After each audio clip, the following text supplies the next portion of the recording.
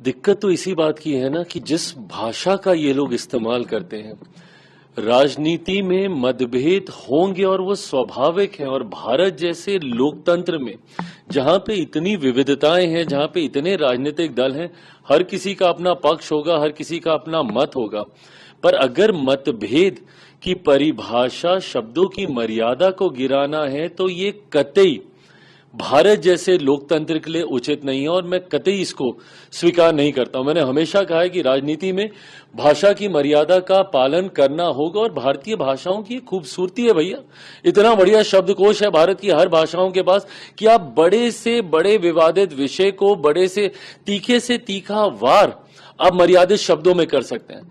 पर इस तरीके से गाली गलौज करना, वो भी देश के प्रधानमंत्री के लिए, ये कतई कोई स्वीकार नहीं कर सकता है।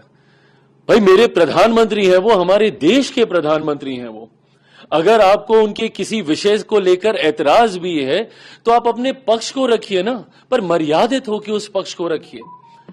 आप हमारी नीतियों को लेकर हमें घेरने का काम कीजिए, आप हमारे कार्यों को लेकर हमें घेरने का काम कीजिए, पर यह कौन सी परंपरा की शुरुआत है कि आप गाली गलौज करेंगे?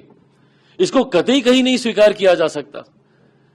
और कांग्रेस जैसी पार्टी जो कि देश की सबसे पुरानी पार्टियों में से एक है, कांग्रेस जैसी पार्टियों के रहते हुए इस तरीके की भाषा का इस्तेमाल किया जा रहा है।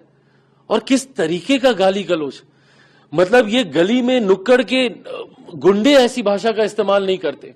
और ये वही चलन है, ये वही परंपरा है राष्ट्रीय जनता दल जैसी पार्टियों की, जिसकी वजह से 90 के दशक से बिहार जो हमारा बदनाम हुआ है, आज तक हम लोग अपने उस खोए हुए गौरव स्वाभिमान की हम लोग लड़ाई लड़ रहे हैं। राष्ट्रीय जनता दल जैसी पार्टियों ने जिस तरीके से 90 के दशक से बिहार को बदनाम करने का काम किया, यही बोलचाल की वजह से, इसी तरीके की कार्यशैली की वजह से।